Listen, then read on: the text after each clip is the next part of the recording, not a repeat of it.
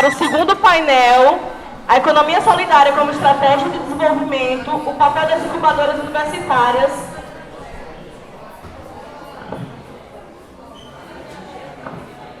Eu gostaria de chamar até a mesa o professor Zé Neto para coordenar.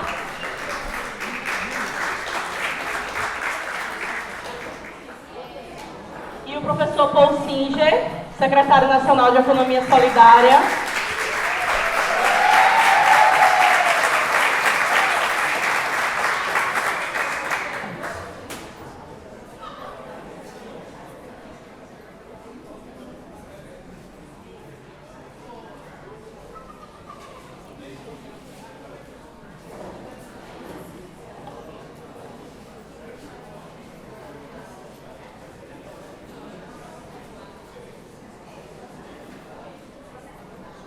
Vou passar a palavra para o professor Zé Neto, coordenador, professor da pós-graduação em Educação.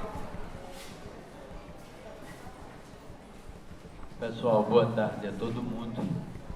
Para nós é um prazer ter aqui todos que estão aqui presentes, alguns professores da economia e tantos estudantes interessados na temática.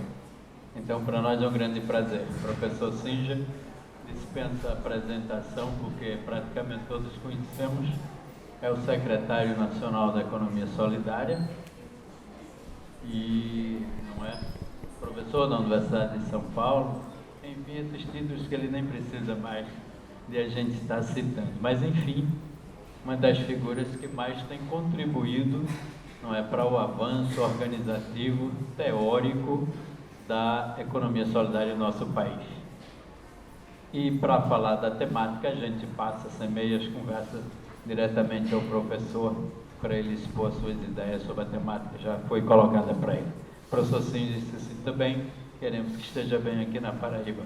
Boa tarde para o senhor. Obrigado. Bom, gente, boa tarde. Eu queria realmente agradecer aos companheiros que me fizeram vir até aqui. É realmente um prazer de conhecer vocês todos e trocar ideias. Vim aqui para isso, eu vim tanto para expor o que está acontecendo do meu lado, como de ouvir de vocês o que vocês estão fazendo, porque só assim é que a gente pode aprender alguma coisa. Eu vou falar um pouco sobre economia solidária. Ela está não só crescendo, mas ela está mudando. É muito interessante, eu estou há 16 anos observando isso, e é óbvio de que há cada vez mais pessoas de diferentes lugares do mundo. Não sei se vocês estão ao par, existe uma rede intercontinental de promoção da economia social e solidária. Eles usam os dois termos, né? Alguns chamam social, outros chamam de solidária, para não criar mais confusão se fala RIPES, com dois S. Rede Intercontinental de Promoção da Economia Social e Solidária.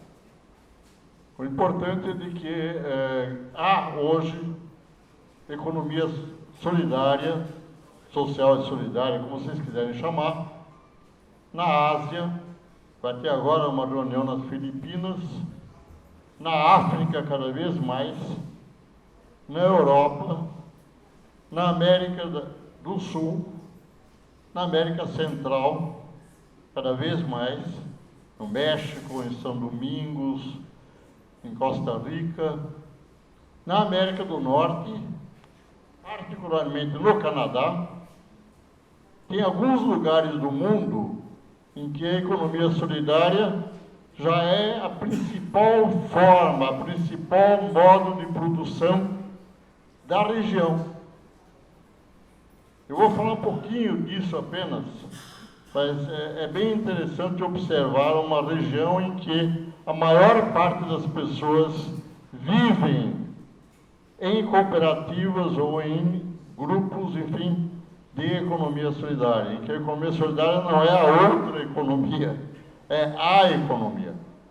Em Quebec. Quebec é uma província do Canadá que se destaca por ter a língua francesa.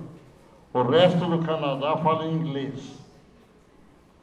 Em Quebec, cuja grande capital é Montreal, é uma metrópole, a economia solidária é realmente alguma coisa muito presente.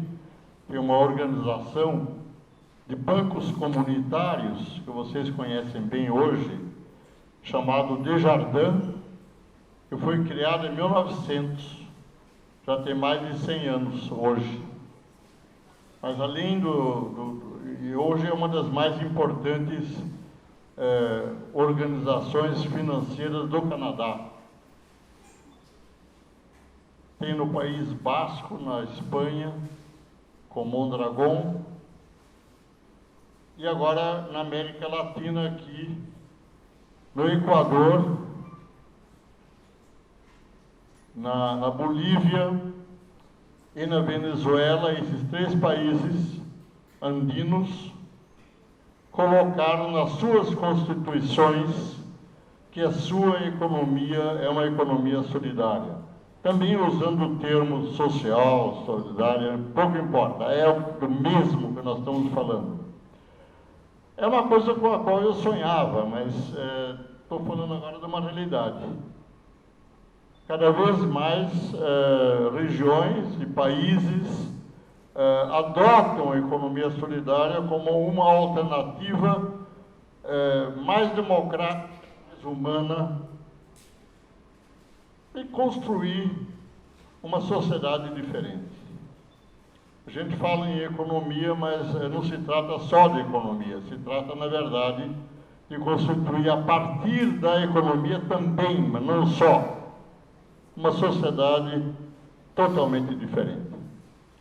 E isso no momento em que o capitalismo, que é hoje hegemônico no mundo inteiro, o capitalismo está passando por um processo inesperado para mim de regressão. O capitalismo teve que se adaptar à democracia. Hoje, 200 e tantos países são democráticos. Nós estamos num país democrático e isso é fundamental para nós. Sem democracia, a economia solidária não tem chance nenhuma. Mas todos os países hoje têm essa possibilidade de se criar uma outra sociedade a partir de uma economia solidária, cooperativa, o nome que vocês quiserem. E quem está promovendo essa grande difusão, eu diria, da economia solidária é o capitalismo. O capitalismo regrediu. Ele já foi muito mais humano, muito mais decente do que é hoje. Essa crise pela qual o mundo está passando, principalmente na Europa, mas não só na Europa, essa crise é do capitalismo. Mas não é uma crise econômica, ela tem uma expressão econômica. Ela é uma crise política. Por que a Grécia, a Espanha, Portugal, Irlanda e vários outros países na Europa estão se autodestruindo por políticas chamadas de austeridade que empobrecem a sua população, aumenta enormemente o desemprego e aumenta a pobreza e aumenta a enorme distância entre os que conseguem escapar disso e os que são as suas vítimas. Nesses países, a economia solidária aparece efetivamente como uma urgência para dar conta dos milhões de pessoas que estão sendo excluídos, não só da atividade econômica, mas da sociedade como um todo. É um momento, eu diria, historicamente difícil hoje, mas para nós que estamos na economia solidária, eu diria um momento extremamente feliz, porque a prática está mostrando muito mais do que a teoria. A prática está mostrando que a economia solidária funciona. Os princípios são os mesmos, mas a maneira de viver esses princípios difere bastante. Eu ouvi, estou aqui há 1, 2 horas, eu ouvi vários de vocês colocando perguntas para o professor Genalto. E as perguntas foram extremamente interessantes, mostrando a grande diversidade do que vocês estão fazendo. Aqui no Brasil, eu vou falar um pouquinho do que nós estamos fazendo no governo federal. Mas gostaria depois, na hora do debate, que vocês também me contem as experiências que vocês estão tendo. Nós estamos no governo federal desde 2003, portanto, há mais de 9 anos. Aí já muita coisa aconteceu. E, neste momento, a principal programa do governo Dilma chama-se Brasil Sem Miséria. Eu diria um programa muito ousado e muito bacana.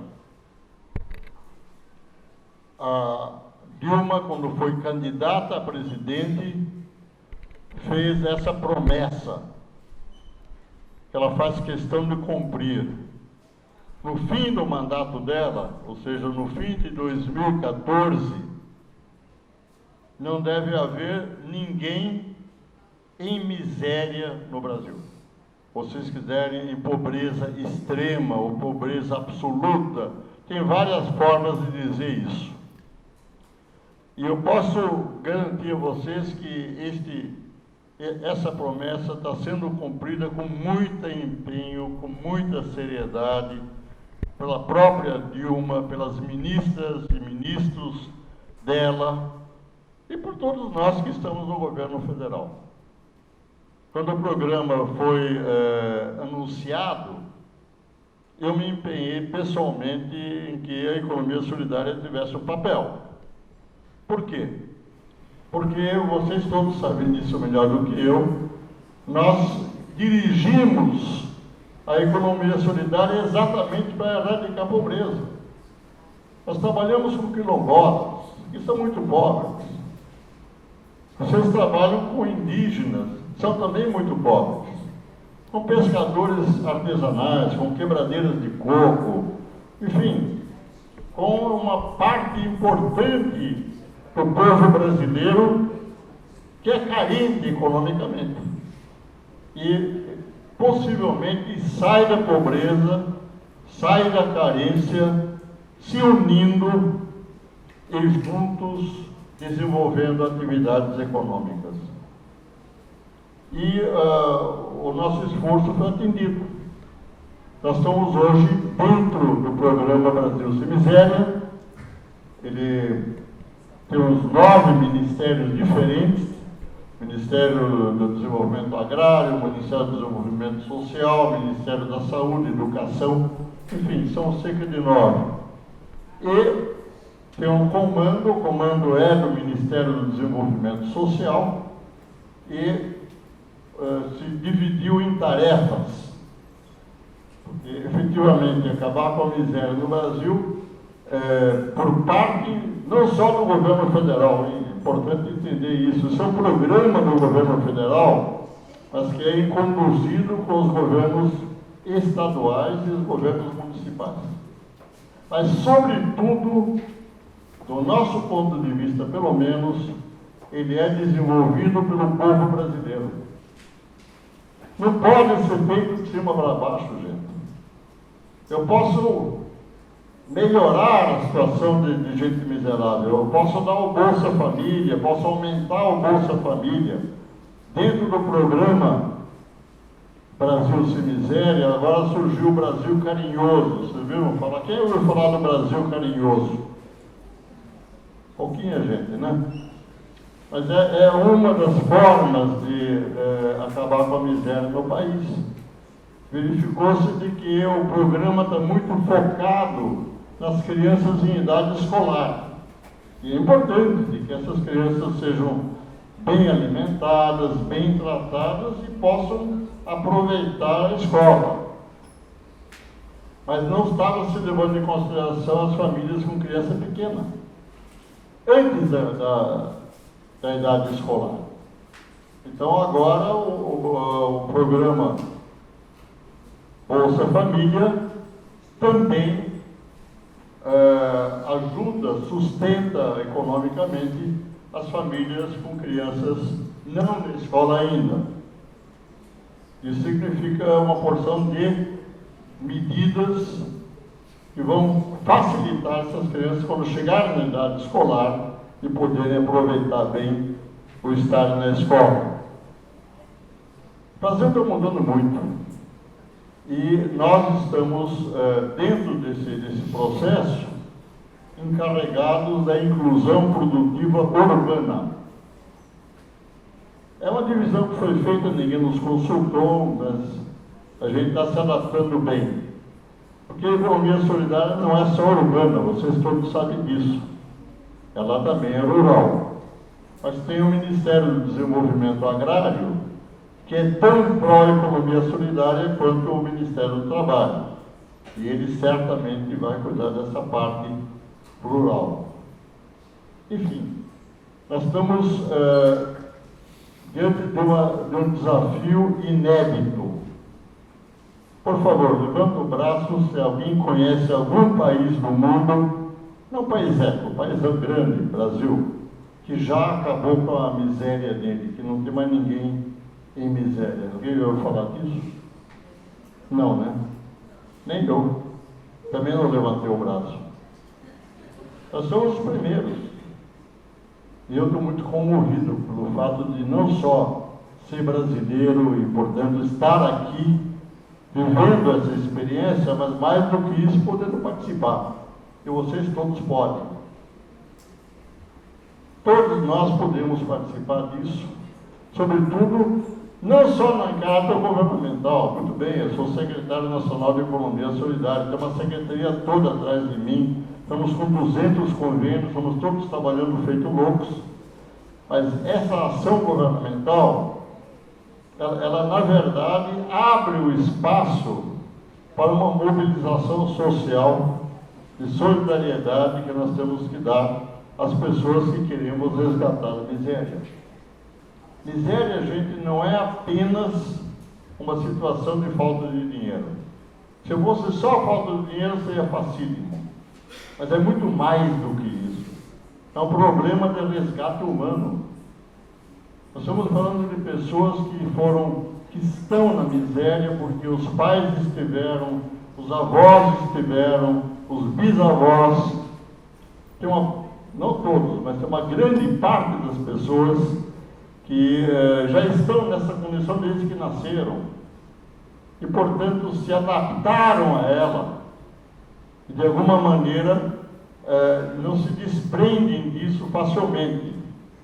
Depois que você se adapta ao modo de vida que te dá alguma segurança, por mais precária que seja, você não consegue se livrar disso por um ato de vontade. Por isso, eu estou convencido de que nós vamos efetivamente erradicar a pobreza. Não sei se vai dar até fim de 2014, talvez vai levar um pouco mais de tempo, mas o importante é nós estarmos fazendo alguma coisa que ninguém fez, e nós estamos fazendo o caminho ao andar. Eu não tenho nenhuma fórmula que diga, olha, faz assim e a miséria vai embora. É preciso resgatar essas pessoas, resgatar a sua autoconfiança, seu autorrespeito, inseri-las dentro da sociedade dos não miseráveis em condições de igualdade, para que elas possam ter uma vida não só material, mas todos os pontos de vista plena de brasilidade, diria eu. A economia solidária foi feita para isso mesmo. E eu acho que nós vamos levar isso para outros lugares do mundo também. Eu estou nesse momento meramente querendo dizer a vocês de que os 3 governos federais, os dois mandatos do Lula e o mandato da Dilma, nos deram uma importante oportunidade de botar essa bola correndo no campo, sendo chutada por muita gente. As incubadoras que vocês todos representam é a presença da universidade nessa luta. Tem as igrejas que estão nessa luta. Tem os sindicatos que estão nessa luta. Tem boas formas da sociedade brasileira se envolver. Eu diria que, quanto às universidades, eu sou professor universitário, já estou aposentado há mais de 10 anos, mas continuo, não dá para tirar isso da gente. E aprendi, depois de ser aposentado, a importância da extensão universitária.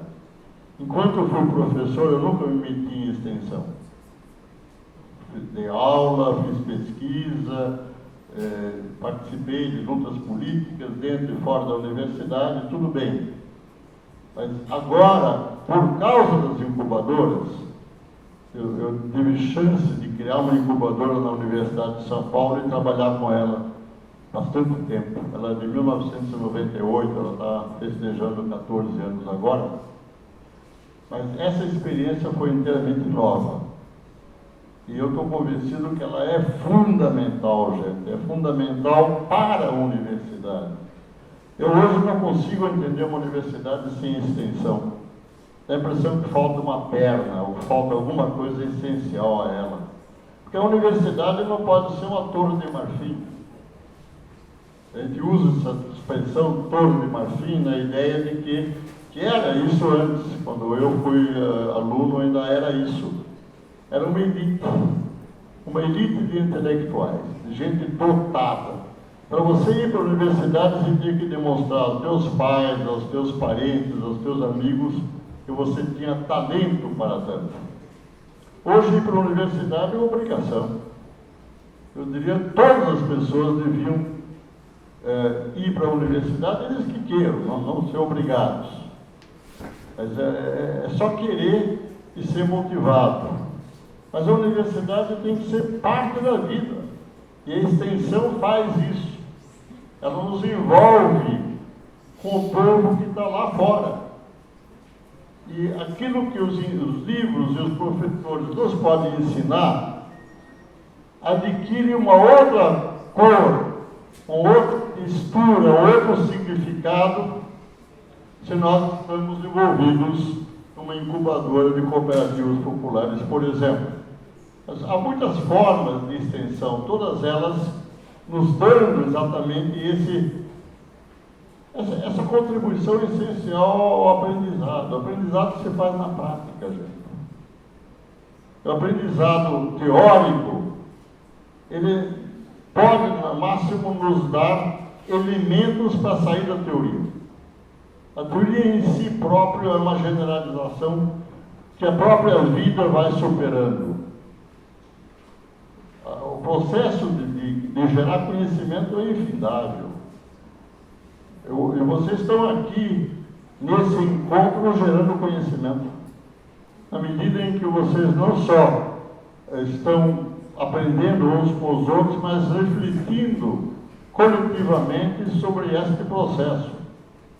O processo de incubação significa, na verdade, humildemente aprender com os trabalhadores. É muito semelhante ao que eu falei antes, que se refere ao resgate da miséria. A incubadora não ensina o trabalhador que ele já é, mas ela pode ajudá-lo a organizar de forma mais igualitária, justa e democrática a sua própria atividade. E, sobretudo, conseguir uma união com seus iguais que fortaleça a todos. A essência da economia solidária é isso. Os estudantes têm um conhecimento teórico porque aprenderam isso. Esse conhecimento teórico adquire sangue, carne, vida, quando você o aplica a pessoas que podem efetivamente mudar a sua vida com ele. E isso que a incubadora faz.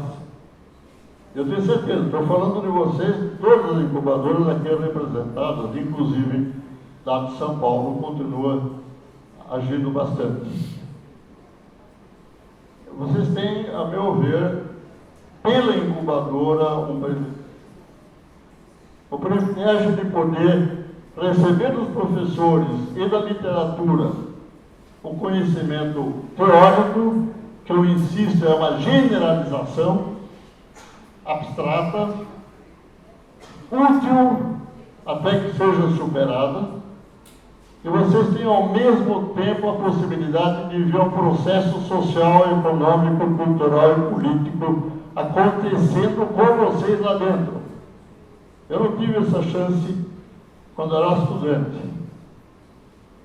O que me deu algo semelhante foi o movimento estudantil, que é sempre muito político e geralmente bom. Mas a incubadora é melhor do que o movimento estudantil, sem querer falar mal dele, porque ele pega o cerne da própria universidade, seus professores, seus alunos de pós-graduação, enfim, a vida universitária é enriquecida pela incubadora. Eu ouvi um pouco ao chegar aqui, esperando pela minha vez, se o termo incubadora é o melhor ou não é. Sinceramente, nessa altura é o melhor. Não por nada, mas é porque estamos usando mesmo. Seria muito complicado agora inventar um outro termo. Não vale o esforço.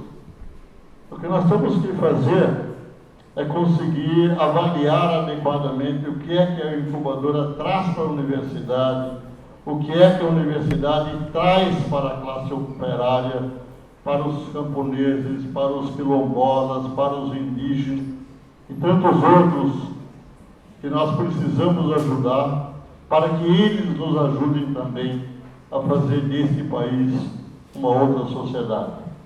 E desse mundo também. Hoje estão se desenvolvendo incubadoras nos mais diferentes países. Não sei se você sabe, a incubadora foi inventada nos Estados Unidos, mas não de cooperativas, mas de pequenas empresas de alunos e professores desenvolvendo tecnologia nova. Essa é a origem da incubadora.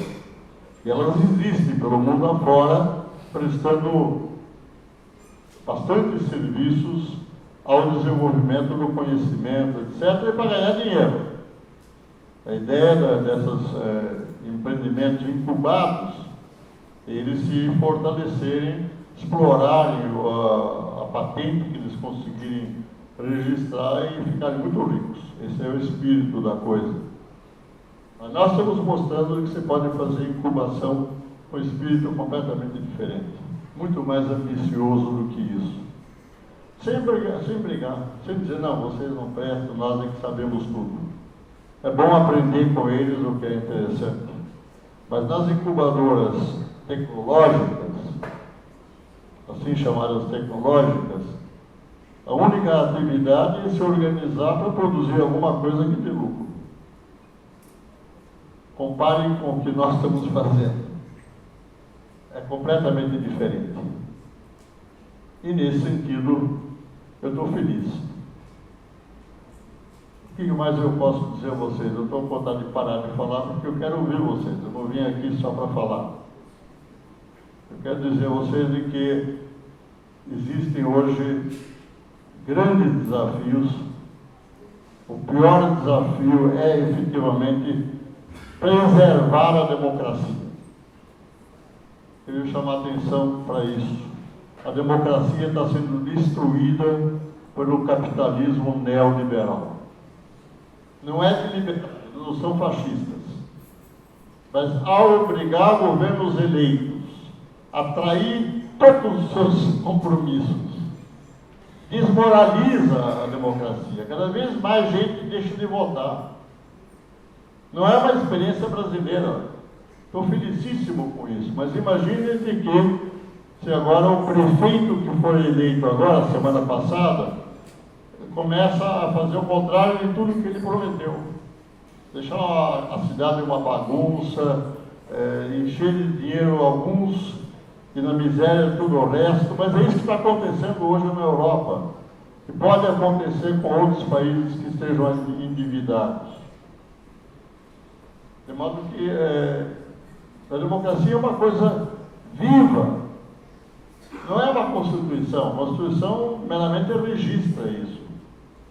Quem faz a democracia viver somos nós estamos aqui nessa sala, e gente como nós. Inclusive participando de partidos políticos, participando de campanhas eleitorais, votando, achando ruim, se descabelando. É isso que vale a pena na democracia. Poder fazer tudo isso tranquilamente, sem que ninguém possa nos reprimir. E no Brasil ela funciona. Ela efetivamente funciona. Eu estive em Portugal, ela digo de não funcionar. Vou só contar um episódio, realmente aí eu paro. O governo português anunciou com muito orgulho que para cumprir a meta de reduzir o déficit público, os trabalhadores vão ter que contribuir com 60% a mais do que contribuiu para a Previdência Social. Portanto, isso é uma redução de salário. E, ao mesmo tempo, os empregadores, que também contribuem, como no Brasil, teriam um abatimento exatamente igual ao que os trabalhadores pagariam a mais. Ou seja, distribuição de renda, gente, dos trabalhadores para os seus patrões. Vocês acham possível um negócio desse? Bom, houve uma revolta geral, ele não conseguiu nem o apoio da coligação dele, recolheu a proposta e agora está propondo aumento do imposto de renda, que deve, suponho eu, aumentar o imposto sobre os que têm dinheiro. É interessante só para dizer a vocês o perigo que está acontecendo hoje à democracia nos Estados Unidos, na Europa e em outros lugares do mundo. Não é esse bem o tempo meu aqui, é impossível não falar sobre isso. Precisamos defender a democracia, praticando-a e fazendo com que ela dê os frutos que ela pode deve dar. Obrigado.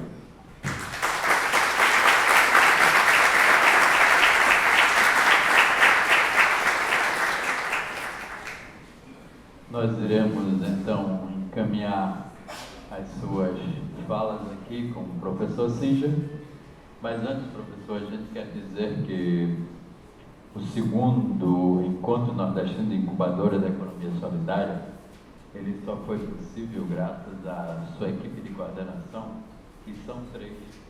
É o estudante da contabilidade, é o professor Breno, que está ali presente, e o professor Maurício Sardado, do Departamento de Gestão.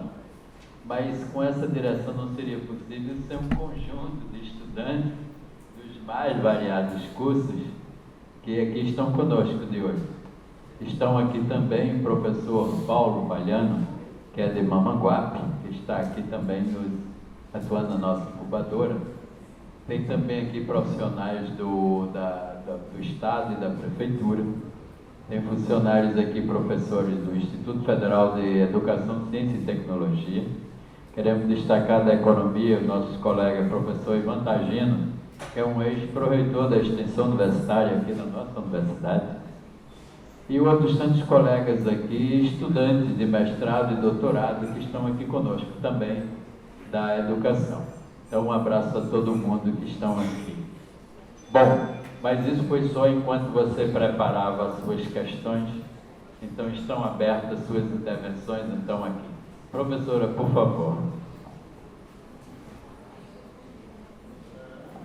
Eu só queria pedir a todos que forem falar o seu nome, por favor, só porque eu quero conhecê-los.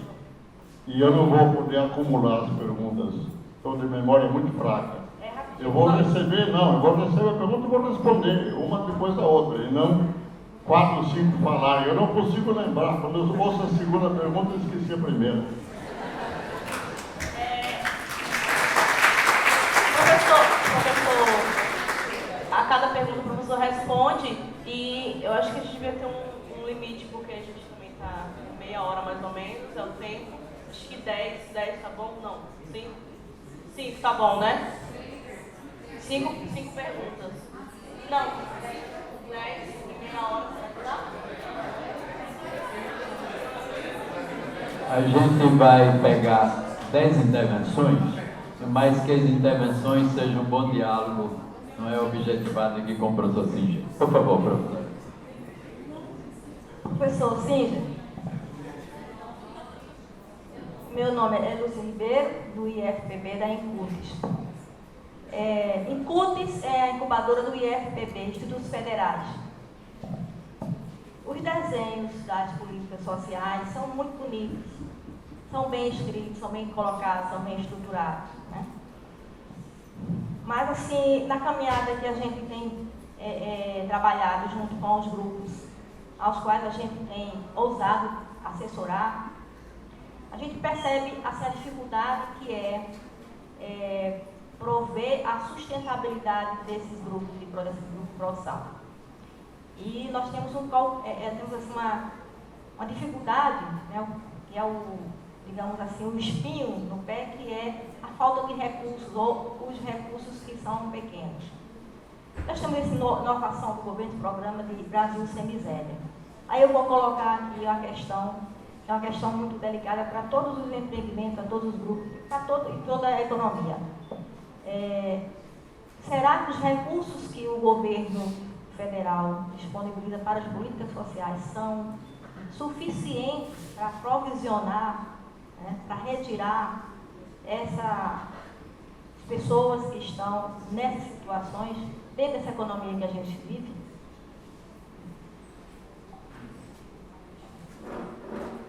Olha, a resposta é não, viu? A experiência do Brasil Sem Miséria mostra de que esses recursos não são suficientes. E uma boa parte do que já se fez para reduzir a miséria no Brasil se fez aumentando os recursos. Tipicamente, Bolsa Família. Acabou se descobrindo, quando se colocou o objetivo de acabar com a miséria no Brasil, que haviam algumas milhões de famílias que não deviam estar recebendo o Bolsa Família. Aliás, a esse respeito eu gostaria de dizer a vocês de que o Bolsa Família completa a renda da família insuficientemente remunerada, ou seja, pobre em diferentes graus. Então, tem um limite, e se a família tem menos renda do que aquele valor, são R$70 por mês por pessoa, aí o Bolsa Família vem e dá um cartão de crédito com a diferença com tal. Isso foi sendo aumentado cada vez mais. Inclusive, eu dei o exemplo do Brasil Carinhoso, quer dizer, as crianças de menos idade também estão sendo incluídas agora no Bolsa Família. É só um exemplo, mas há outros também. Eu diria de que onde a sua pergunta mais se aplica, até onde eu estou conhecendo, é a saúde. O serviço de assistência à saúde, graças a Deus no Brasil, público e inteiramente gratuito para todos que vivem nesse país. Isso era um sonho, viu, gente? A gente sonhou a vida inteira de ter o SUS e chegamos lá. Agora, está claro de que o SUS é subfinanciado. O SUS precisaria ter mais dinheiro. E existem casos em que há pessoas que não recebem o tratamento indispensável para se manter saudável ou até se manter vivo. Isso aparece na imprensa, há denúncias o tempo todo, e vai ser necessário aumentar a carga tributária sobre a parte rica da nossa população, que existe e pode pagar mais, para que todo brasileiro tenha pelo menos a assistência básica. Poder entrar no hospital, entrar no posto de saúde e ser examinado, receber os exames imediatamente, ou quase imediatamente, em vez de receber os exames meses depois, quando ele já morreu. Mas não é só saúde, provavelmente isso vale para outras políticas também. Para a economia solidária, eu diria que seria bom que tivéssemos mais recursos, mas não é um caso tão evidente como é o caso da saúde. Eu acho que o problema, as dificuldades que nós todos temos de desenvolver as cooperativas e tal, são em parte por falta de recursos e uma boa parte por falta de base legal. Enquanto eu estava ouvindo as perguntas do professor Genaldo, foi levantada a questão dos direitos do trabalhador da economia solidária. Eu só quero comunicar, se é que vocês já não sabem, que agora há uma lei já sancionada pela Presidenta da República que exige das nossas cooperativas de trabalho a garantia de direitos de trabalho, ou seja, jornada de trabalho, férias, pagamento de horas extras, vários direitos, não são todos, infelizmente, mas os fundamentais, a cooperativa tem que garantir aos seus próprios sócios. Os sócios não podem abrir mão disso, mesmo querendo. Isso significa que as cooperativas muito pobres vão ter que ganhar mais dinheiro. A lei discutiu isso. Essa foi uma lei que levou 8 anos para aprovar. Houve muita discussão. Porque não adianta você fazer uma lei que não possa ser cumprida. Então, dentro da lei existe um programa chamado PRONACOP, Programa Nacional de Fomento às Cooperativas de Trabalho, que vai ser provavelmente desenvolvido no Ministério do Trabalho, portanto, nas superintendências do Ministério do Trabalho, para elevar o ganho das cooperativas mais pobres da economia solidária e também que não foram da economia solidária. É um desafio, através de assistência técnica, através de financiamento, enfim, eu acredito que será possível. Ter miséria na economia solidária é um contrassenso. Agora, isso não quer dizer que só por isso a miséria vai embora. Nós vamos ter que construir, junto com os companheiros, uma forma de eles poderem gozar dos direitos de qualquer trabalhador, um direito humano, com aquilo que o seu trabalho render para a cooperativa, para o seu grupo.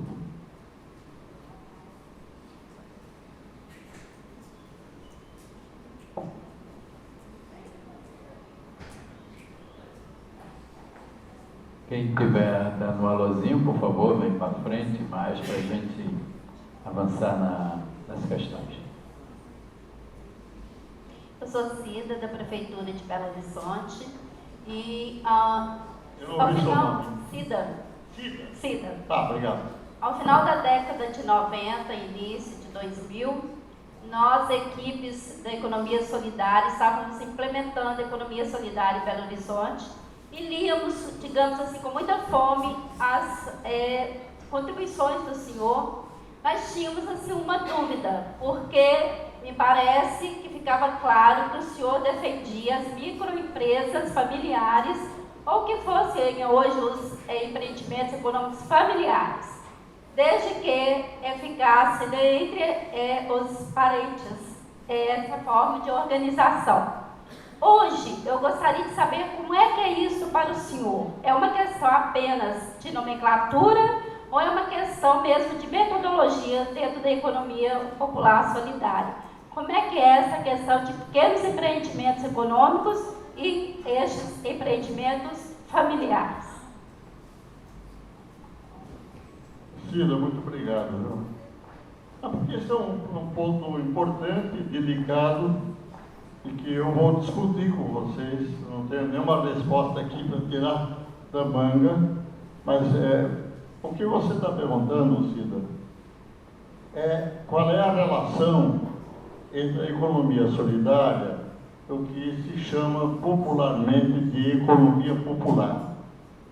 Na economia popular, o empreendimento familiar é muito frequente. Praticamente os camponeses brasileiros, que são algumas milhões de famílias, estão algumas vezes em cooperativas, mas eles trabalham isoladamente. Eles têm seu lote e criam animais, plantam, colhem, etc., separadamente. Depois vendem em conjunto, pelo menos isso. Mas há muitos empreendimentos, pequenos empreendimentos comerciais, artesanais, de toda a natureza, que estão por aí. É muito difícil ajudá-los, porque se não tiverem alguma base econômica, eles são muito frágeis. Eles dependem, no fundo, da boa saúde de 2 ou 3 ou 4 pessoas. E a saúde não é sempre que está aí. Então, seria importante ajudar esses pequenos empreendimentos a se federar, a criar redes entre eles, ou cooperativas, a forma de associar para se ajudar mutuamente, inclusive para ter ganhos de escala e, com isso, sair da miséria, ou sair da pobreza. O único defeito do empreendimento familiar é que muitas vezes ele é muito pobre. De resto, eu não tenho nenhuma objeção. Se a família quer trabalhar enquanto família, tudo bem. Se ela quiser entrar na economia solidária enquanto empreendimento familiar, ela pode. Uma boa quantidade de nossas cooperativas agrícolas, de catadores de lixo, de artesanato, são familiares. São pequenos empreendimentos que estão formando juntos uma rede, uma cooperativa, o nome que quiserem. E criam as suas normas de cooperação. Está certo?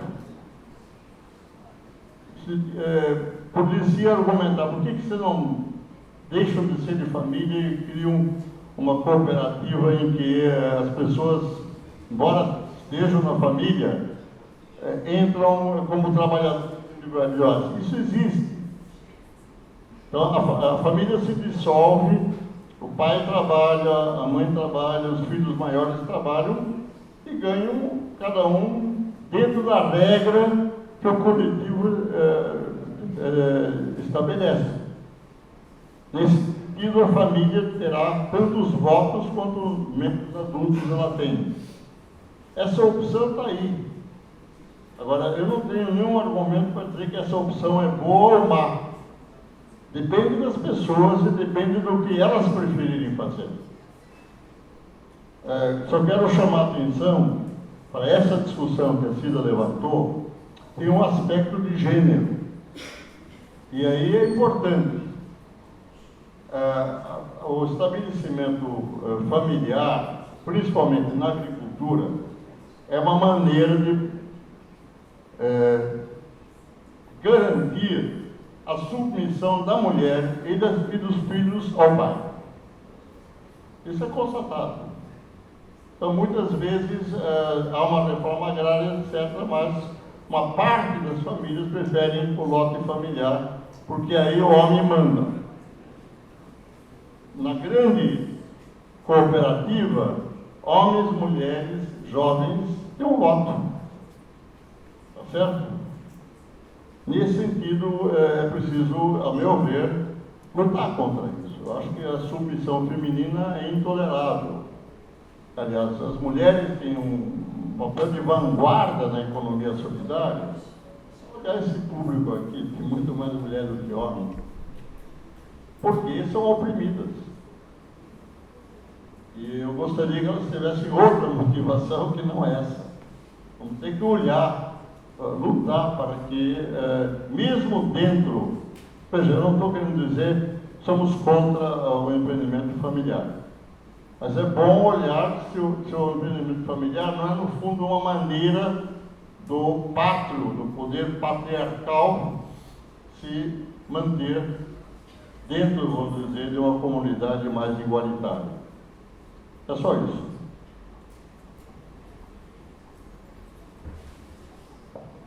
Boa tarde, professor. Uma honra poder falar pessoalmente com a minha bibliografia, né? É realmente muito estimulante isso. Acho que é inegável a importância do papel da Senais. Meu nome é Vanessa, desculpe. Vanessa. Muito. Bom, então a gente sabe do importante papel que a Senais exerce, né, num programa nacional de envolvimento em âmbito nacional, né, e voltado para a questão da economia solidária, social, enfim. Eu tenho algumas inquietações em relação a um programa tão grande, né, e um papel tão importante do ponto de vista institucional, né, porque a gente lida com empreendimentos de âmbito local, não é? E nós sabemos as dificuldades que a máquina pública tem de chegar, sair de lá, né, de toda uma estrutura institucional e chegar no local.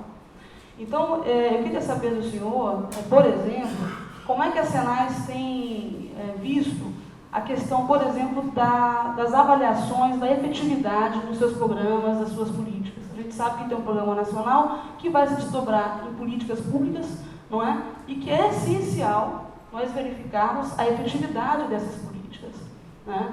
Nós sabemos, por exemplo, que a Senais ela tem uma metodologia, um formato, claro, por exemplo, característica institucional, de lançar editais de chamamento, não é? Por projetos, mas nós sabemos que, claro, com todo o apoio das incubadoras que têm fomentado esse papel, né, de conseguir articular redes e conseguir chegar nesses editais, mas nós sabemos também que boa parte das nossas populações, os nossos empreendimentos, ou nossos grupos que nem são formais, são informais ainda, não têm condições de participar de um processo como esse, né? Então, a minha pergunta é no sentido de que será que nós, da universidade, não teríamos um outro papel mais efetivo no que tange à avaliação da efetividade dessas políticas, da aplicação desses recursos, das metodologias que são desenvolvidas?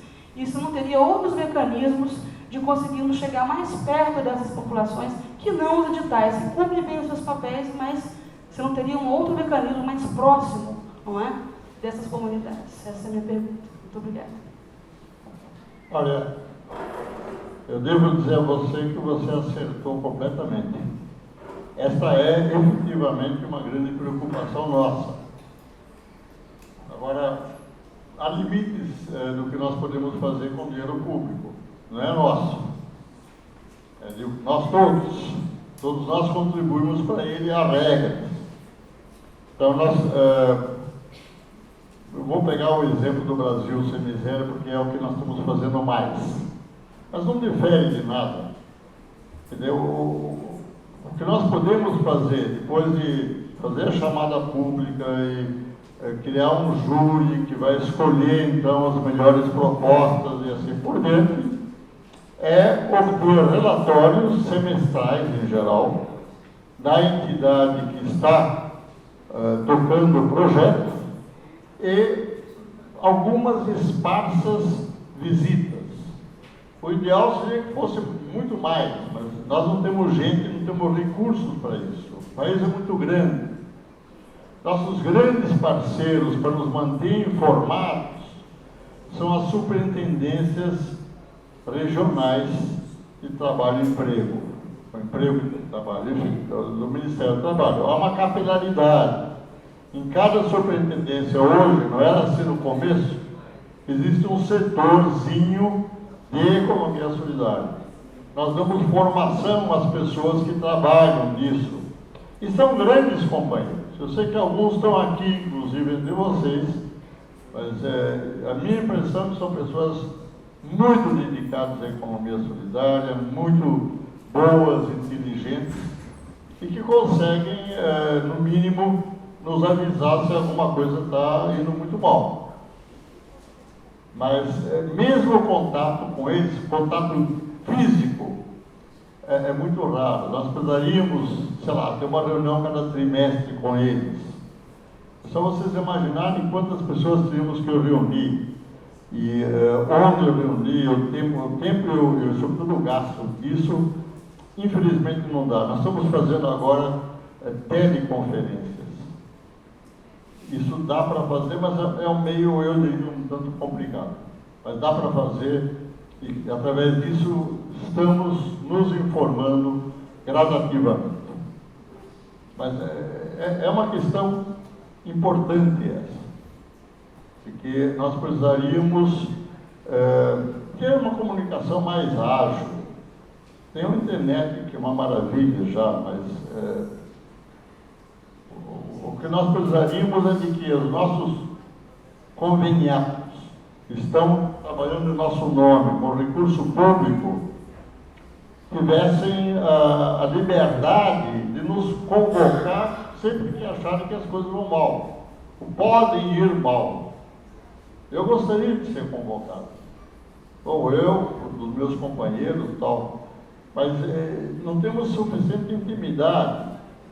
A gente faz uma chamada às pessoas que vêm, muitas vezes nós começamos a conhecer então fazemos reuniões iniciais para entrar nos detalhes, como é que a gente acha que a ação pode ser desenvolvida. Falta o feedback, falta a resposta, está claro? Portanto, a questão que está sendo levantada aqui por vocês é correta. É realmente uma dificuldade, apesar da maior facilidade de comunicação que a internet efetivamente nos oferece.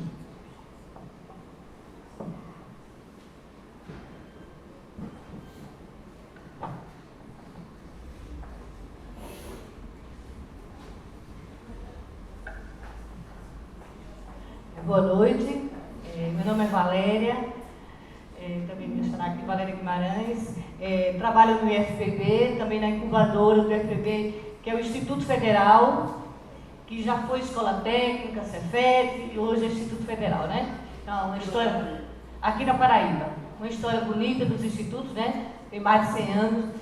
Eu queria lhe perguntar o seguinte, a minha preocupação diante de tudo que foi falado de manhã, no início da tarde e agora com a sua fala. Nós falamos no início da manhã, nós falamos do passado, como os bairros, por exemplo, em Fortaleza, a situação calamitosa, né, que estava do bairro, e a transformação com o Banco Comunitário, então presente hoje, é outra, né, na história. Nós estamos falando de futuro, quando a gente fala de países que estão aderindo à economia solidária, como o senhor falou, né, que observa há 16 anos esse movimento de economia solidária no mundo. Aí minha pergunta vai, a Senais para a gente hoje, pelo menos para mim, enquanto membro da incubadora tecnológica de empreendimentos solidários, que é a Incubes, ela é um instrumento de fortalecimento de uma política pública voltada para a aplicação da economia solidária. Mas até quando essas Senais vai existir? Há algum amparo legal, algum movimento federal que garanta que depois de sair um governo, que a gente não pode garantir que Dilma seja reeleita, outra pode acontecer de outra, ou mesmo que ela seja reeleita, daqui a 4 anos ela não poderá se candidatar, então ela tem só mais outro mandato. Até quando nós teremos esse fortalecimento enquanto política pública, para que lá na ponta dos empreendimentos a gente possa continuar falando dessa outra economia, que é uma outra vida e que a gente precisa dessa vida. A gente precisa, certo? Até quando? Olha, essa é uma pergunta que, pelo menos, a resposta é fácil. O problema não é fácil de resolver, essa é a segunda questão, mas a resposta é essa. A Senai foi criada por uma lei que foi proposta pelo presidente Lula quando ele tomou posse. Isso qualquer presidente geralmente faz.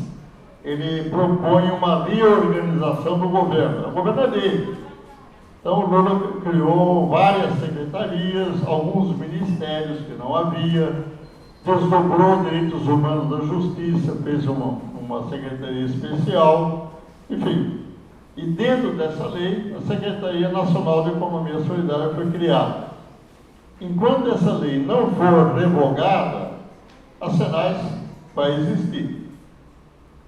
Vamos supor que a Dilma não seja reeleita, ou seja reeleita, mas depois de 4 anos não vai poder ser mais, haverá um novo presidente. Esse novo presidente pode eliminar, fazer a sua lei de reorganização do governo federal e transformar a Secretaria de Economia Solidária em Secretaria de alguma outra coisa, ou simplesmente eliminá-la. Isso faz parte da democracia, tá claro? Eu defendo isso. Eu não posso querer para mim a secretaria uma espécie de status além do bem e do mal. Aqui ninguém mexe. O que significa isso? Significa de que nós teremos a economia solidária dentro do governo federal, no Ministério do Trabalho, que é um ministério forte, bem forte, na verdade, enquanto o povo brasileiro assim o decidir. Meramente isso. Eu acredito que nesse momento não passa pela cabeça de ninguém acabar com o cenário. Posso estar enganado, mas acho que não há nenhum perigo de que isso venha a acontecer em breve. Mesmo que os tucanos sejam os próximos. Deixa eu dizer uma coisa a vocês. Eu sou do PT, fui um dos fundadores do PT, tenho tido grandes decepções com o meu partido, não preciso dizer porquê, vocês todos sabem, mas continuo achando que o PT é um partido importante, é representativo dos trabalhadores e tem economia solidária no seu programa. No momento é o único, mas daqui a pouco não vai ser o único não, porque a economia solidária está ficando importante, tem peso político e eleitoral hoje em dia. E cada vez mais prefeitos de outros partidos, governadores de outros partidos fazem convênios com a gente para promover a economia solidária. No início, em alguns governos, inclusive do meu estado, no governo estadual, a regra é essa: a economia solidária é coisa de PT, não é com a gente. Hoje não é mais assim. Hoje o governador Alckmin está mandando um projeto para a gente fazer um convênio de luta contra a miséria em São Paulo. Existe miséria lá. Então, eu tenho esperança de que nós não vamos ser nunca unânimes, assim, uma unanimidade, mas não creio que haja, de fato, grande perigo de que os governos em geral no Brasil nos deem apoio. Eu devo dizer, ainda aproveitando a sua pergunta, de que nunca antes na história desse país, desculpem a piada, tantos municípios e tantos estados tiveram políticas de economia solidária como hoje em dia, tá bom?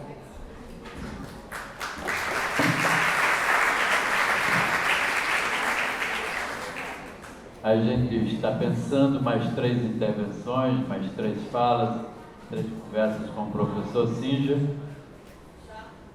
e pediríamos que se aproximasse.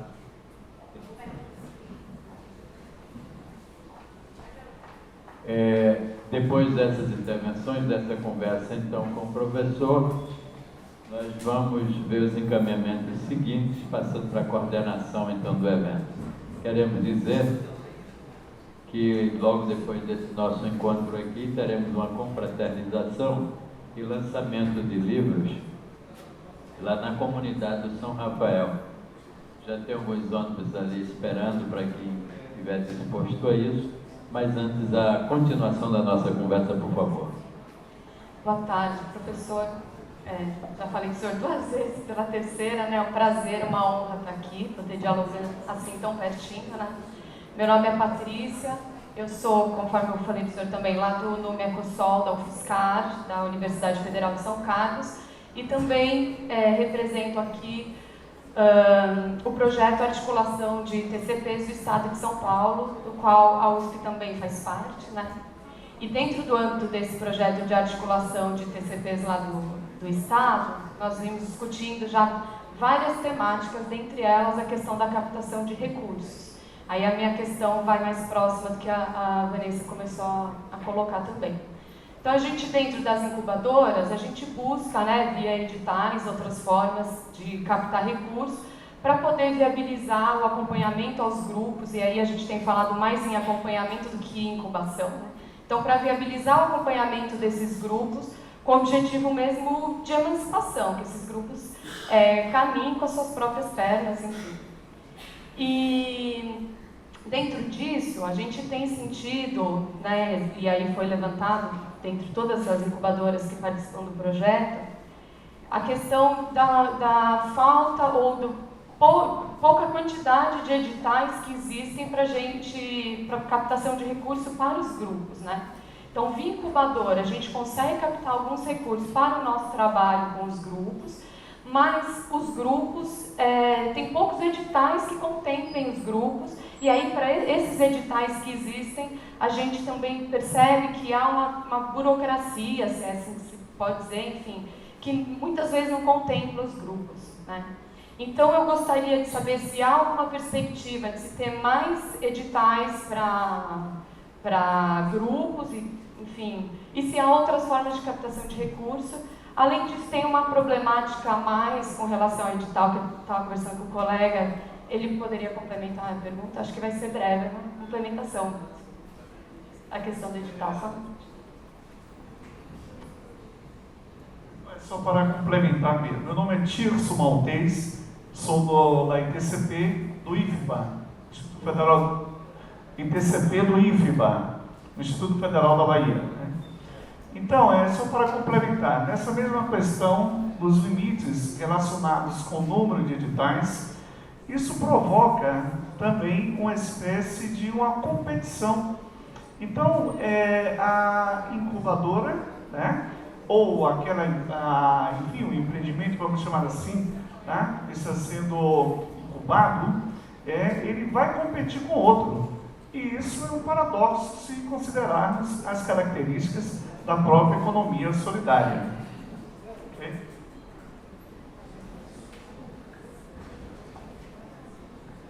Obrigada. Ok? Antes de responder, eu gostaria de dizer a vocês que as perguntas são muito importantes. Eu queria, não vou falar de cada pergunta, mas essa pergunta é chave para nós. Nós não podemos transferir recursos públicos para entidades privadas, a não ser alguma lei. Por lei podemos, mas se não houver uma lei dizendo de que o Ministério do Trabalho está autorizado a transferir X reais para a entidade tal e tal e tal, por alguma razão a lei tem que justificar, nós não podemos fazê-lo. Não existem editais em que se passe recurso público para cooperativas ou coisa que valha, a não ser para catadores de lixo. Por quê? Porque eles são miseráveis, eles são muito pobres. Eles moram nos lixões ou moram na rua. Não todos, mas a grande maioria. Então, alguma parte das cooperativas de catadores tem contrato com a prefeitura. Então, eles podem separar o material reciclável e vender esse material, e aí eles obtêm uma remuneração, eu diria, comparativamente melhor. Não é grande coisa, mas fica entre 1 e 2 salários mínimos, mais ou menos. Então, não existe possibilidade. O caso dos catadores é excepcional. Pode haver outras exceções, quer dizer, agrupamentos muito pobres. Talvez para quilombos seja possível. Nós nunca tentamos. Podemos fazer isso, inclusive, em parceria com a CEPIR, com a Secretaria das Políticas de Igualdade Racial. Vamos pensar juntos. Eu gostaria de poder apoiar economicamente todos os empreendimentos carentes, realmente carentes, que precisam desses recursos para não ficar na miséria. E mais do que isso, alavancar atividades que os tirem permanentemente de uma situação dessas. Então eu estou aberto a propostas nessa direção. E a gente pode ver se é possível conseguir uma maneira legal de fazer isso. Agora, o que eu gostaria de repetir aqui, porque vocês já ouviram isso do Geraldo e do Joaquim, que eu encontrei no aeroporto, vocês já ouviram falar, na realidade, nós temos que organizar na economia solidária fontes de financiamento para os empreendimentos, ou para as cooperativas. E o banco comunitário é uma forma. Tem os fundos rotativos, é outra forma. Tem as cooperativas de crédito, é a mais elaborada. Nós temos que conseguir com que a parte da economia solidária que ganha melhor coloque sua poupança nesses cooperativas de crédito, fundo rotativo, banco comunitário, que possa, por sua vez, emprestar esses recursos para alavancar uma melhora nos empreendimentos. Ok? Então, minha resposta, para resumir, é essa. Existem possibilidades, mas não é porque é economia solidária, gente. Nós não temos mandato legal para apoiar com dinheiro empreendimentos porque são de economia solidária. Nós podemos apoiar porque são muito pobres, dentro do programa Brasil Sem Miséria. Aí pode. Está claro? Mas aí se pode também fazer sem economia solidária. Está claro? De qualquer forma, eu sei que vem mais algumas perguntas, todas as perguntas que vocês estão fazendo são nossas perguntas, gente. São as perguntas que nós fazemos uns aos outros lá em Brasília, na Senado. Nós temos uma questão aqui da Dilmara, mas eu pediria que ela mesma falasse aqui para nós. Dilmara, está aí? Por favor. Como não? Eu sou meio aqui, não estou conseguindo ler. Sua letra é bonita, mas sou eu mesmo que tenho dificuldade. Chega.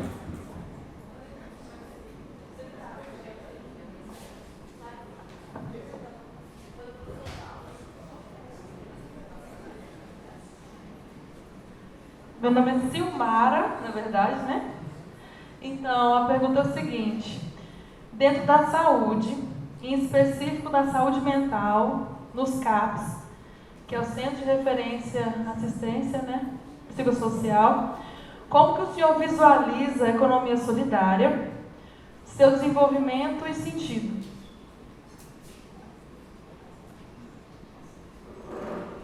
Bom, eu acho que vocês todos sabem de que nós temos uma ação de cooperativas sociais para usuários do Serviço de Saúde Mental.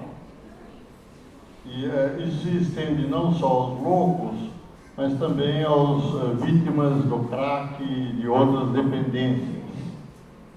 Temos um acordo importante com o Ministério da Saúde e temos militantes, eu diria, extremamente valorosos no pessoal, sobretudo dos CAPs, dos Centros de Assistência Psicossocial. Tive recentemente em contato direto, que eu acabei sendo convidado para bancas de livre docência, depois de também professor titular da Escola de Enfermagem da Universidade de São Paulo. Eu faço isso, viu, gente? Eu tiro o meu tempo para participar de bancas, porque eu aprendo muito com as teses. As teses são muito boas. E são trabalhos científicos que ensinam um bocado para a gente. Então, o que eu posso dizer a você é de que eu tenho extremo entusiasmo pelas cooperativas dos loucos. Inclusive porque eles colocam a loucura no título com muito orgulho. Loucos para trabalhar, bar tantã, enfim. Eles não escondem a sua condição, que já é um resgate humano, não tem vergonha. E trabalham juntos, eu diria, com muita alegria, etc.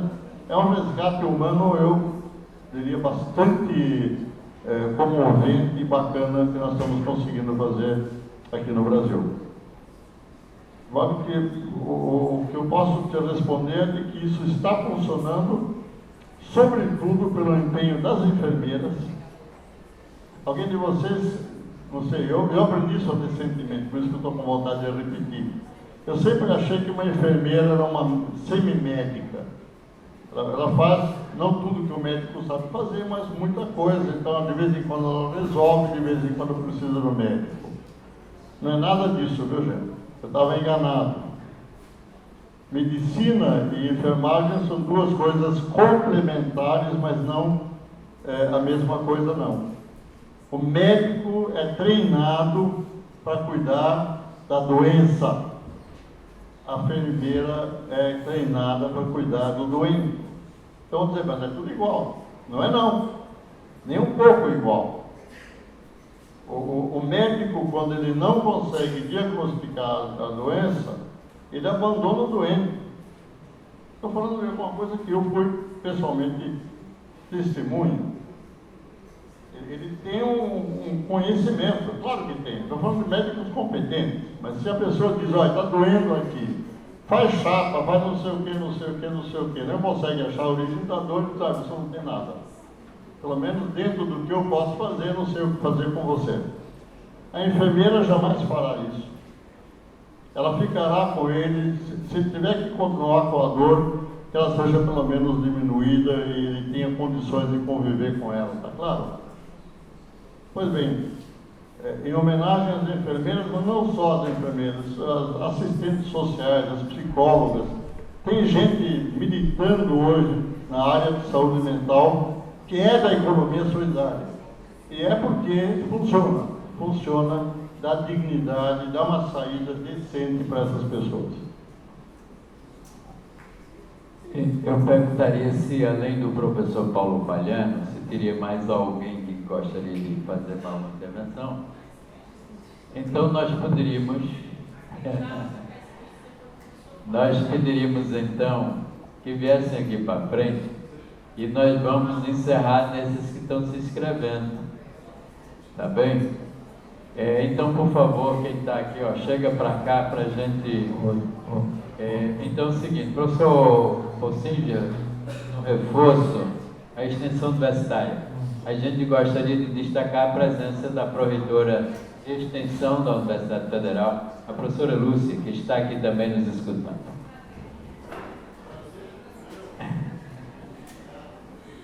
Professor Paulo Palhano, por favor. Então, boa tarde a todos.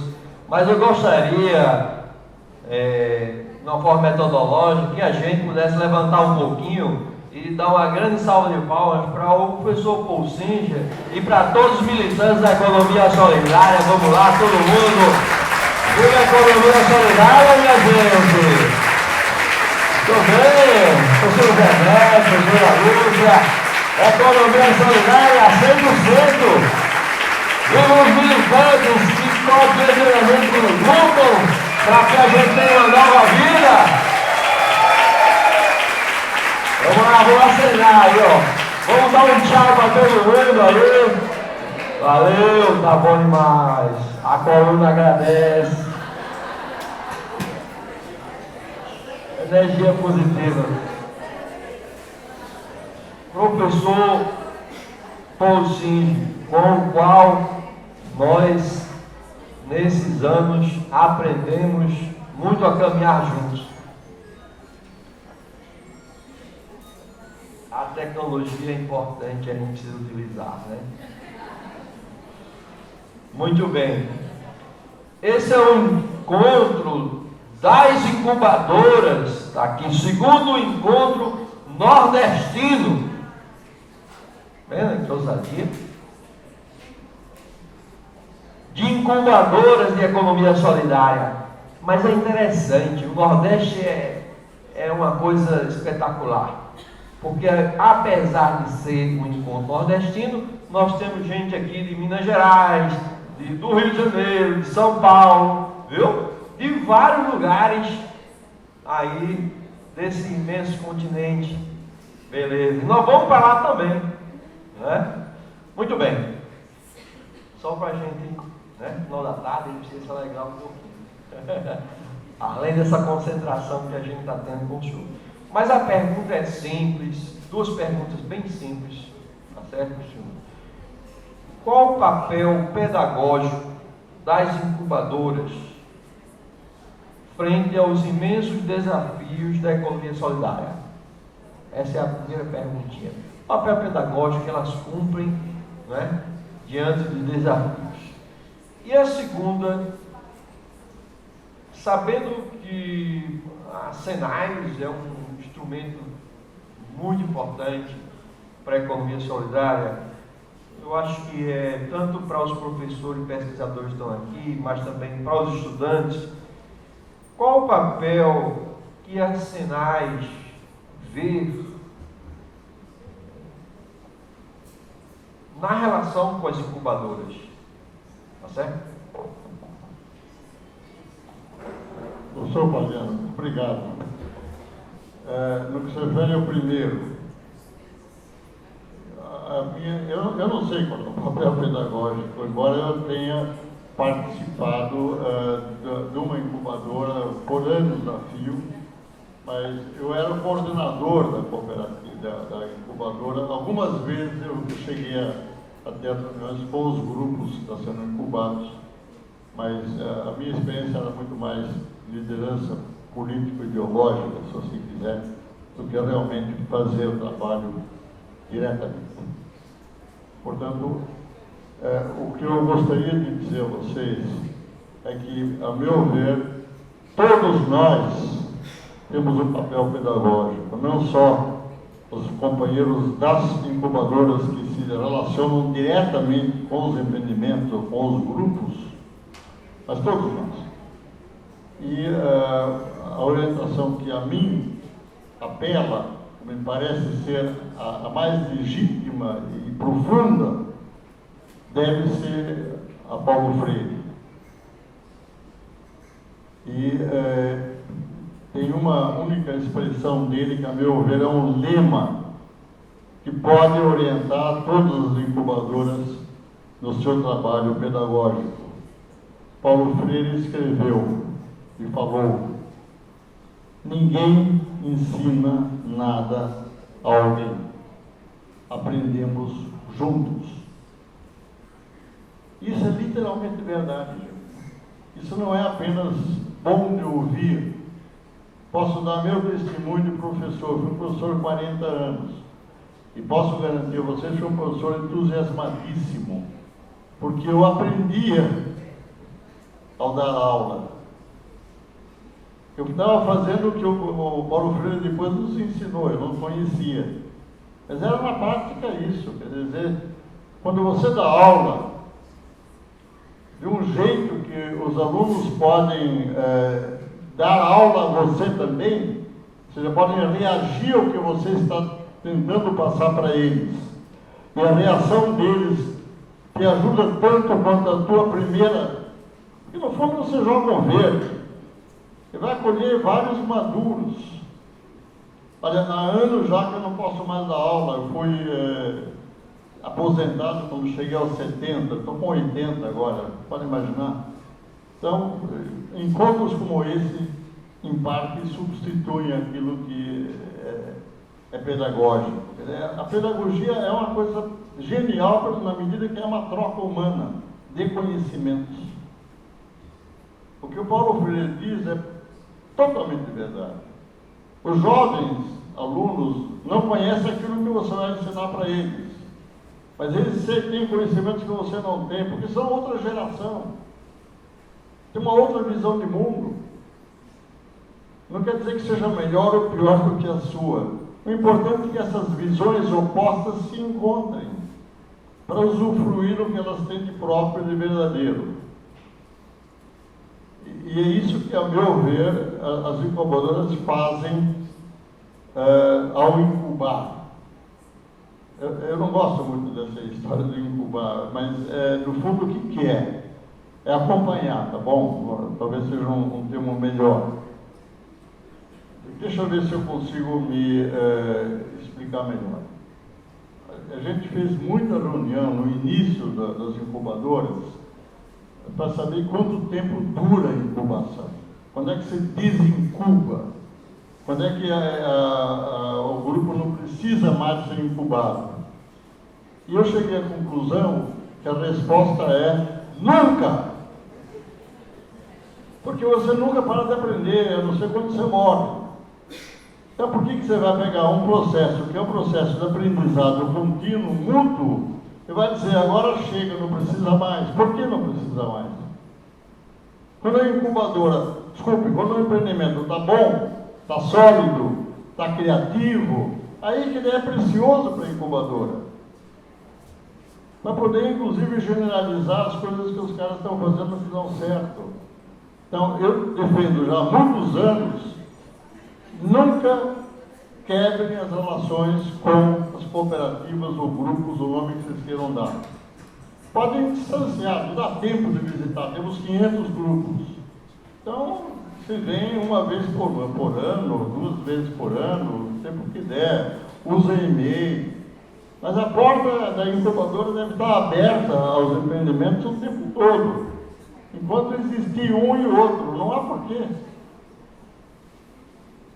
Essa é a minha opinião, já há algum tempo. Não quero impor a ninguém, mas me parece realmente algo que nós devíamos cultivar. Com o passar do tempo, os contatos podem ser mais espaçados, eventualmente. Em alguns momentos são, pelo contrário, muito mais intensos. Está claro? Nós temos que aprender em conjunto, nós temos que aprender a aprender trocando ideias, muitas vezes com ideias diferentes. E por serem diferentes não quer dizer que uma é totalmente verdadeira e a outra é totalmente falsa. Nunca é assim. A diferença nos ensina. Então, discutir, vocês fazem perguntas para mim e eu dou respostas muitas vezes que não são as que vocês gostariam que eu desse. Posso estar errado, posso estar certo, mas se eu der uma resposta que vocês não aceitam, fará vocês pensar. É só isso que eu estou dizendo. E certamente, se vocês perceberem que eu estou errando, vocês me pegam lá embaixo e conversam comigo e digo, puxa vida, não tinha pensado nisso. Qual era? Eu havia 2 papéis. Bom, essa é uma pergunta fundamental. Eu insisto, e não é verdade que todo mundo pense igual no Senai, mas eu insisto que o papel nosso é apoiar uma revolução social que nós estamos promovendo nesse país a partir dos protagonistas, a partir dos trabalhadores, a partir dos professores, a partir dos alunos, a partir dos loucos, dos indígenas. Os protagonistas de uma transformação social, tá certo? Qual é o nosso papel? A não ser apoiá-los. E o apoio material que nós podemos dar é pequenininho. Mas o apoio político que nós podemos dar não é tão pequeno. É verdade. Pelo menos a mim parece nesse momento verdade, e gostaria que vocês me dissessem se eu estou errado. O fato de estar no governo federal, lá em Brasília, ao lado do Planalto, com contatos frequentes e íntimos com os outros ministérios, inclusive com a Presidência da República, dão força à Senai. E, portanto, nós podemos transmitir algo dessa força ao movimento. Talvez uma das coisas que agora a sua pergunta me fez pensar é de que, com muito trabalho que os convênios dão, na verdade, cada convênio transforma o conveniado, a entidade que está recebendo os recursos e os encargos, numa parte da rede Senai. Nós devemos, talvez, explicitar isso. Isso aqui é uma rede que tem uma missão político, econômica, cultural, etc., que ela revisa, ela cumpre essa missão e, portanto, se coloca imediatamente o que fazer a seguir e, portanto, é preciso funcionar enquanto rede. O papel da Senai, de alguma maneira, polarizar essa rede e ajudá-la a dar os frutos que ela pode dar.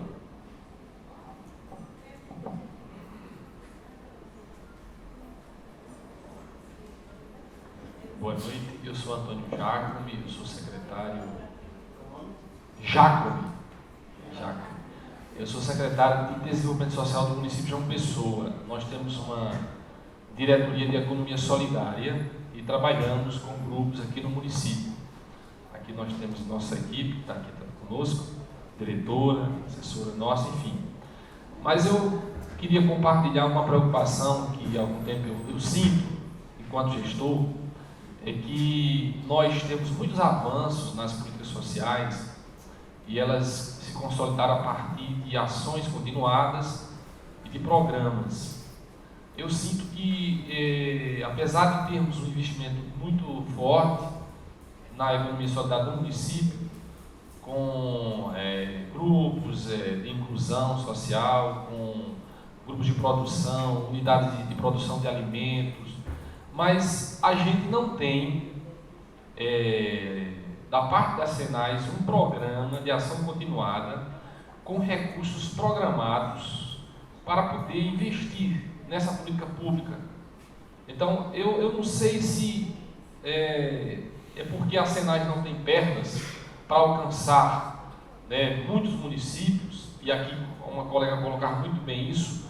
Os editais, eles ajudam, são importantes, né? Você faz um contrato, um convênio, mas a minha preocupação é que, se tivéssemos de fato uma ação continuada, isto é, um projeto que se transformasse num programa, e que ele pudesse, a cada mês, ser repassado um recurso para no município, eu estou falando de município, não estou falando da academia, das incubadoras, né? Eu até peço licença para falar mais de municípios, para poder fomentar a economia solidária, né?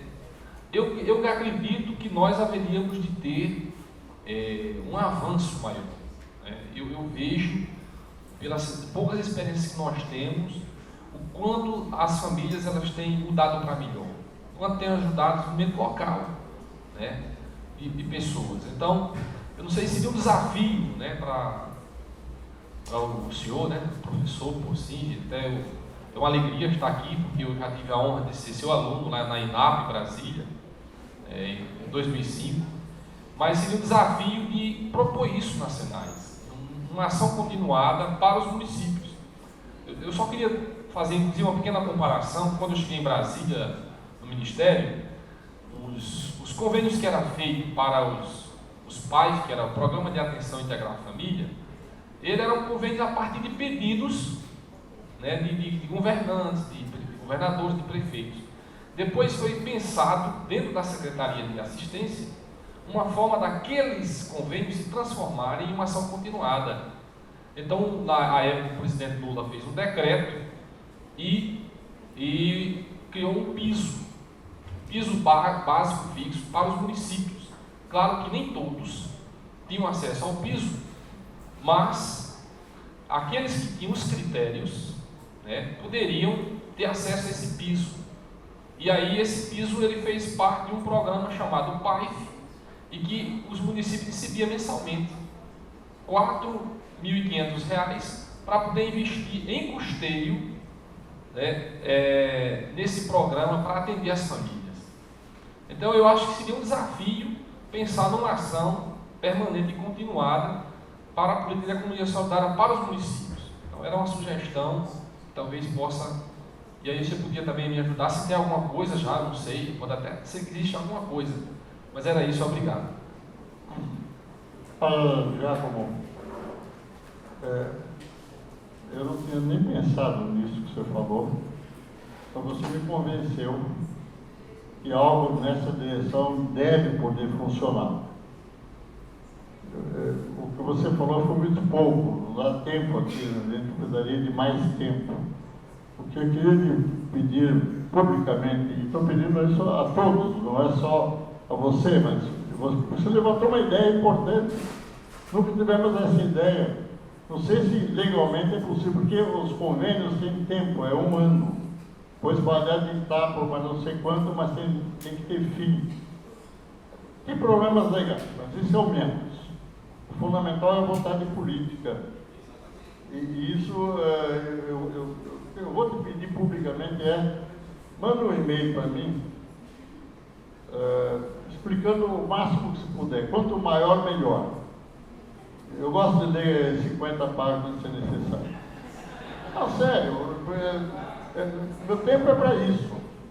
E quem sabe a gente faz uma visita a você, ou você vem a Brasília, e a gente aprofunda isso. A ideia me parece fundamental e precisamos encontrar as formas legais e políticas de colocá-las em prática. Tá ok? Vamos fazer isso. Eu acho que eu só queria dizer a todos vocês que estão aqui, a pergunta que ele fez, que não foi nenhuma pergunta, foi uma proposta que ele fez, para nos levar, no mínimo, a aprender muito uns com os outros. E provavelmente, além disso, além de aprender, vamos fazer coisas que nós não tínhamos cogitado que eram necessárias e possíveis. Portanto, nós temos que fazer isso mais vezes. É impossível eu estar o tempo todo. Eu tenho um prazer enorme. Se eu pudesse, faria isso todo dia, de manhã, tarde e à noite. Mas eu não posso, tem que fazer outras coisas também, reuniões chatas, e assim vai. Mas tem e-mail, gente. Eu uso e-mail, dá trabalho, eu uso 100 quantos por dia. Geralmente tem mais de 1000 na minha caixa, desculpe. Mas vamos usar os meios que nós temos, vamos nos comunicar. Se alguém tem alguma ideia a respeito das penais que poderia melhorar a condição da economia solidária e, sobretudo, a própria Senais, por favor, me escrevam. A única coisa que eu posso garantir é de que a gente vai levar em consideração e eu vou tentar responder. Ok? Obrigado, viu, Giacomo?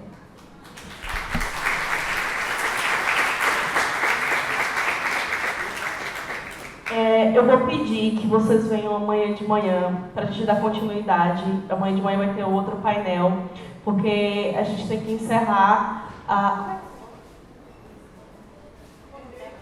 Eneida. A Eneida tem uma homenagem para fazer para o Paul, para o professor Paul Singer, e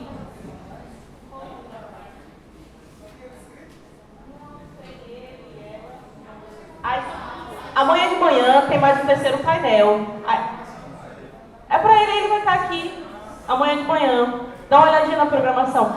Aí, e também, quando nós encerrarmos aqui, vai ter ônibus esperando lá na frente para levar todo o pessoal para a comunidade São Rafael. Lá haverá o lançamento da moeda social Orquídea e o lançamento também de alguns livros.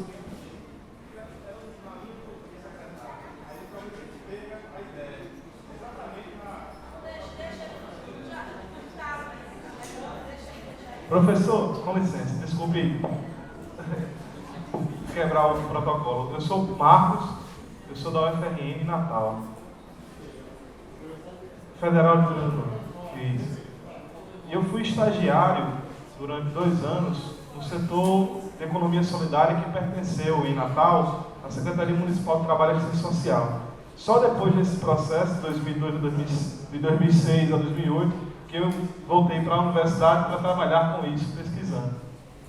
E, professor, eu identifico, e eu tenho andado um pouco no Rio Grande do Norte, que há uma distância muito grande entre a formulação e a proposta da Política Pública Nacional de Economia Solidária para o processo de municipalização dessas propostas.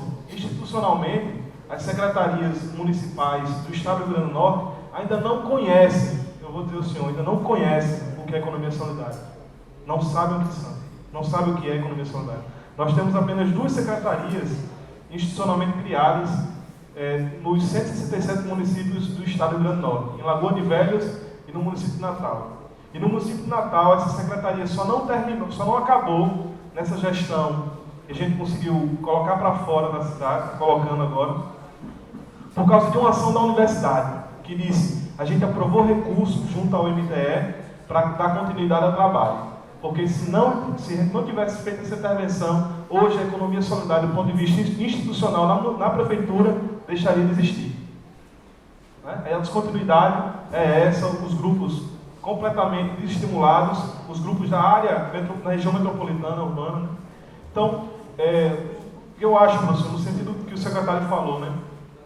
A necessidade da gente criar institucionalmente, talvez via as superintendências, caravanas que passem pelos municípios estratégicos. No Rio Grande do Norte nós teríamos 4 ou 5 municípios e que se estabelecessem fóruns de discussão para gestores municipais, para a divulgação das ações da Senais. Eu não tenho dúvidas, professor, de que muitos recursos não são acessados via convênios por essas prefeituras por completo desconhecimento, por não compreender e não saber o que é. E nós acabaríamos com 2 efeitos. Esse é o primeiro, o desconhecimento. O segundo é quando a prefeitura acessa o recurso, pela falta de sensibilidade dela no trato com a economia solidária, executa mal esse recurso, como nós vimos lá em Natal. Tá certo? Se o senhor ou qualquer pessoa da equipe do MTF fizer um esforço e voltar a Natal para encontrar os equipamentos que nós adquirimos junto à Prefeitura Municipal de Natal, no ano de 2007 e 2008, para os empreendimentos no edital de fomento, é de dar vontade de chorar. A situação em que esse material, esses equipamentos, máquinas de costura caras se encontram. É deprimente a situação. É só isso. Olha, mais uma vez, muito obrigado. E quero dizer a você que isso que você falou, nós sabemos. Quer dizer, você está falando uma coisa real, e obviamente não é no Rio Grande do Norte apenas. Eu diria quase no país inteiro.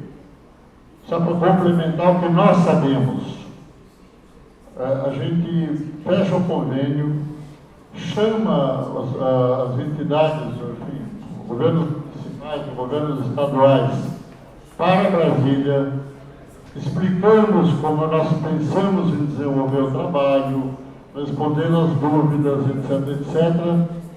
Eles voltam, a gente paga a primeira parcela do valor do convênio. 6 meses depois a gente vai tentar ver o que foi feito. Sabe o que acontece? 0. Não foi gasto um tostão do dinheiro repassado. E por quê? Porque eles não estão acostumados a executar convênios. Eles não sabem nem o primeiro passo. É uma falta didática nossa. Como nós estamos nessa rotina há 10 anos, quase, 9 anos e tanto, a gente não percebe de que os primeiros passos óbvios não são de conta.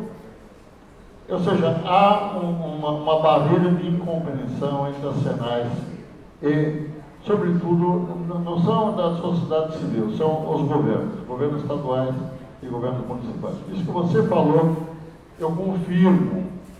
Eu espero que o Giacomo, você e tal, nos ajudem a gente superar isso.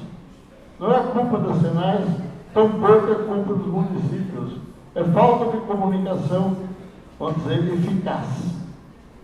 Como nós não podemos viajar incessantemente, nem trazer as pessoas para Brasília, que sai muito caro, claro que vamos trazer, mas uma vez cada 6 meses, o tempo é muito...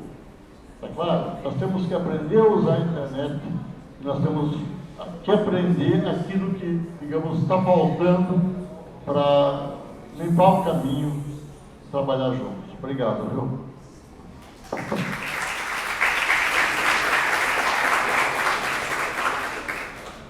Então nós pediríamos para as nossas subirem aqui enquanto nós desceríamos.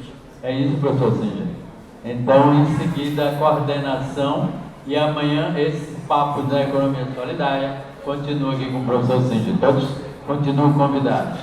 Então, queremos também que aqueles todos que vieram de fora, que estejam aí bem alojados. A Paraíba tem um coração maior que o Nordeste. Obrigado. Essa moça aqui vai fazer uma homenagem para você. Essas são as artesãs aqui da Paraíba.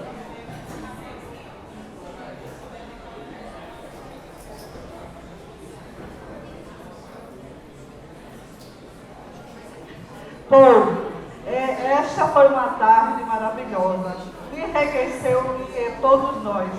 Nos sentimos fortalecidos, energizados, e aquele abraço que eu lhe dei lá fora, depois eu repeti, eu espero que o senhor guarde por muito tempo, porque foi uma semente que o senhor plantou, e esta semente está sendo semeada por todas as partes.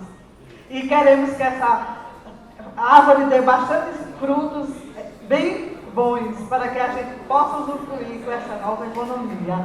Amo você e a sua cultura, a sua riqueza de conhecimento só nos transmite alegria, muita alegria mesmo, povo.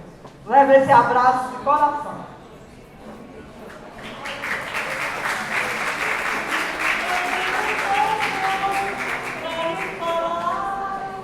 Mas com palavras não sei dizer como é grande